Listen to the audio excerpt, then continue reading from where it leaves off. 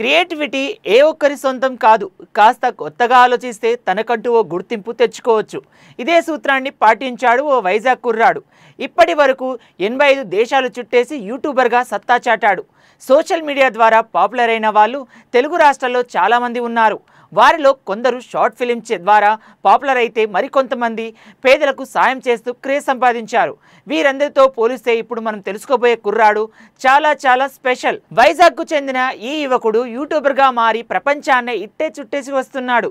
YouTube నుంచి కళ్ళు చెదిరే ఆదాయాన్ని అందుకుంటున్నాడు. ఇంతకీ ఆ అబ్బాయి ఎవరు, అతడి కథ ఏంటి అనే విషయాన్ని ఇప్పుడు తెలుసుకుందాం. ప్రపంచ యాత్రికుడు ఏ వీడియో పెట్టినా గంటల వ్యవధిలోనే మిలియన్ల వ్యూస్ వస్తుంటాయి. తాజాగా తన పెళ్లి గురించి ప్రపంచ యాత్రికుడు పెట్టిన వీడియో గంటల వ్యవధిలోనే 2 మిలియన్ల వ్యూస్కి చేరువైందంటే అతని పెళ్లిపై ప్రపంచ దేశాల్లో ఉన్న వారికి ఎంత ఆసక్తి ఉందో అర్థం చేసుకోవచ్చు. అయితే తొలిసారిగా తన పెళ్లి గురించి ఓపెన్ అయ్యాడు ప్రపంచ యాత్రికుడు. అందరిలాగే తన లైఫ్లో కూడా ఓ ప్రేమ కథ ఉంటుందంటూ చెప్పుకొచ్చాడు అన్వేష్. ప్రేమ అబద్ధం, కామమే నిజం అంటుంటాడు ప్రపంచ యాత్రికుడు. నా అన్వేషణ యూట్యూబర్. ఈ ఉత్తరాంధ్రుడికి ప్రపంచవ్యాప్తంగా అభిమానులు ఉన్నారు.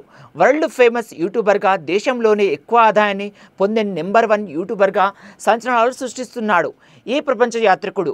నా కళ్ళతో మీకు చూపిస్తాను ప్రపంచాన్ని అంటూ 167 దేశాలు చుట్టొచ్చిన ఇతనిది ఆంధ్రప్రదేశ్లోని Bheemili, Visakhapatnam.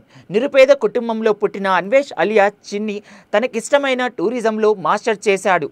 Tourist గైడ్గా career start చేసి ఇటలీ, ఫ్రాన్స్ వంటి దేశాల్లో పనిచేశారు. అనంతరం ప్రపంచ యాత్రికుడిగా మారి ప్రపంచ దేశాలను చుట్టేస్తున్నాడు ఈ భీమిలి బుల్లోడు.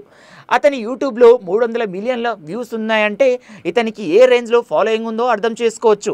అందరిలాగే తాను కూడా పెళ్లి చేసుకొని 2 పిల్లల్ని కనాలి అనుకున్నాడట. అయితే పిల్లను కూడా చూసుకున్నాడట. అయితే పెళ్లి వ్యవహారంలో ఎలా బెడిసికొట్టుందో చెప్పుకొచ్చాడు. తొందరగా పెళ్లి చేసుకుంటే పిల్లలు చేతికి అందొస్తారని పెద్దలు చెబుతుంటారు. నేను కూడా అదే అనుకున్నాను. 16 ఏళ్లకే నేను చదువుకుంటూ బార్లో పార్ట్ టైం పని చేసేవాడిని. 19 ఏళ్ల వరకు బార్లో పనిచేశా. నెలకి ఆ రోజుల్లో 2500 వరకు సంపాదించేవాడిని. ఇంతలో ఒక ఆయన వచ్చి, బాగానే సంపాదిస్తున్నావు కదరా, నీకు నా పెద్ద కూతుర్ని ఇస్తాను, ఓ ఇల్లు కూడా ఇస్తాను, పెళ్లి చేసుకోరా అని అడిగారు. ఇదేదో బాగుంది కదా అనుకున్నాను. పెళ్లి చేసుకొని చదువుకోరా అని ఆఫర్ కూడా ఇచ్చారు. దీంతో నేను మా అమ్మ దగ్గరకు వెళ్ళి పెళ్లి చేసుకొని చదువుకుంటా అని చెప్పాను. అమ్మ అప్పుడు, రే నీకు వచ్చేదే 2500, అందులో 2000 ఇక మిగిలిన దాంతో పెళ్ళాన్ని ఏం పోషిస్తావు, మమ్మల్ని ఏం చూస్తావు, ముందు లైఫ్లో సెటిల్ అవ్వరా అని చెప్పింది. అమ్మ చెప్పింది కూడా నాకు కరెక్టే అనిపించింది. వెంటనే లైఫ్లో సెటిల్ అవ్వాలంటే ముందు చదవాలని టూరిజంలో మాస్టర్ చేసి ముంబైలో ఉద్యోగం చేసి అమెరికా వచ్చేసా.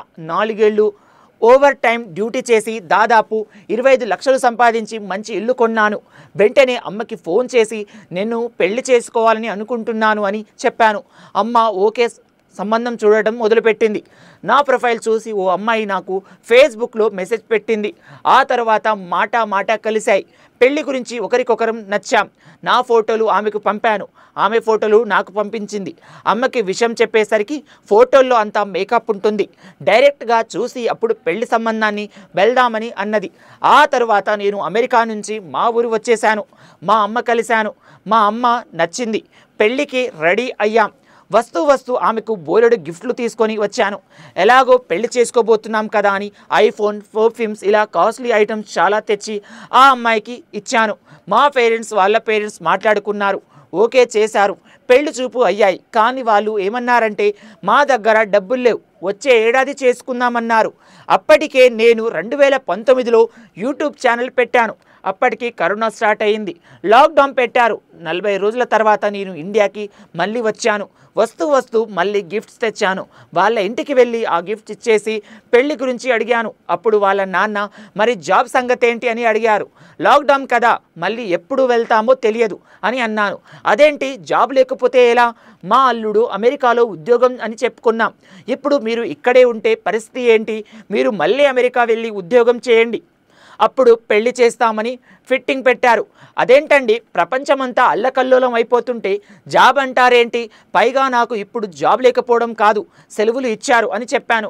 అయినా సరే వాళ్ళు నా మాట వినలేదు. మీరు ఫారిన్ కంట్రీస్లో జాబ్ చేయాల్సిందే అన్నారు.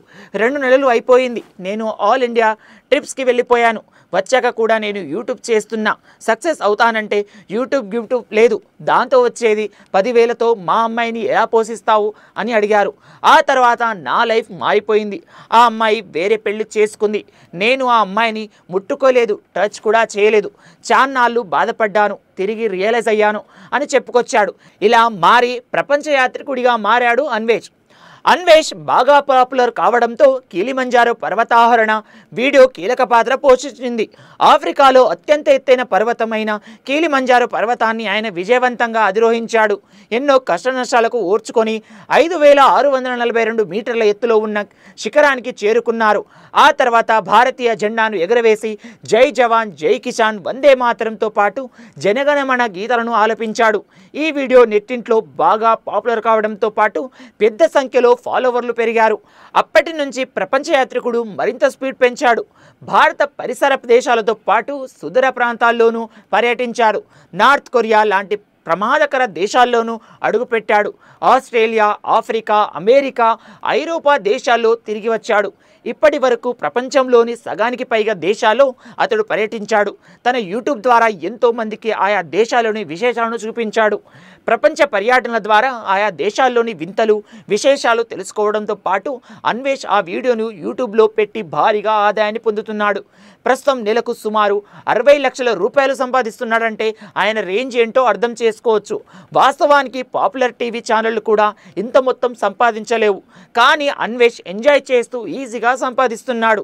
తెలుగులోని పలువురు యూట్యూబర్లతో పోలిస్తే తక్కువ సబ్స్క్రైబర్లు ఉన్న ఆదాయంలో మాత్రం దుమ్మురేపుతున్నాడు. తాజాగా చైనాలో పర్యటించి ఆయా అక్కడి విశేషాలను ప్రజల ముందు ఉంచాడు. ఈ వీడియోలకు ఊహించని రేంజ్లో వ్యూస్ రావడంతో పాటు భారీగా ఆదాయం లభించింది. ఆ తర్వాత కట్ చేస్తే అన్వేష్ చిక్కులో పడ్డాడు. దేవుడు నోరిచ్చాడు కదా అనేసి ఇష్టాను రీతిలో ఆరోపణలు చేయడం, యూట్యూబ్లో ఎక్కించేయడం, అడ్డమైన థంబ్నెయిల్స్ పెట్టడం, చివరకు కేసుల్లో పడితే సారీ చెప్పి తప్పించుకోవడం ఇది మన తెలుగు రాష్ట్రాల్లో జరుగుతున్న తంతు. ఈ క్రమంలోనే అన్వేషణ్ గత 2 నెలలుగా బెట్టింగ్ యాప్స్ ప్రమోషన్లపై ఊగిపోతూ వీడియోలు చేశాడు. శభాష్ అని అందరూ మెచ్చుకున్నారు కూడా. దీంతో ఇంకా రెచ్చిపోయి ఉత్సాహం చూపించాడు. ఏకంగా తెలంగాణ అధికారులపైనే బెట్టింగ్ బాంగ్ వేశాడు. చివరకు కేసుల్లో ఇరుక్కున్నాడు. ఇంతకు అతగాడు చేసిన ఆరోపణలు నిరాధమా? ప్రపంచ యాత్రికుడిగా నోటికొచ్చినట్లు మాట్లాడితే జరిగిన పర్యవసనమా?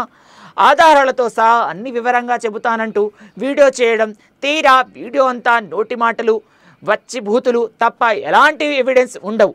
ఇప్పటిదే అన్వేష్ మెదడు చుట్టుకుంది. కేసుల దాకా వచ్చింది. తెలంగాణలో ప్రభుత్వమే బెట్టింగ్ యాప్స్ను ప్రమోట్ చేసింది అని అర్థం వచ్చేలా ఐఏఎస్లు, ఐపీఎస్లు బెట్టింగ్ యాప్స్ కోసం కమిషన్లు తీసుకున్నారన్న ఆరోపణలు చేస్తూ అన్వేష్ వీడియో విడుదల చేశాడు.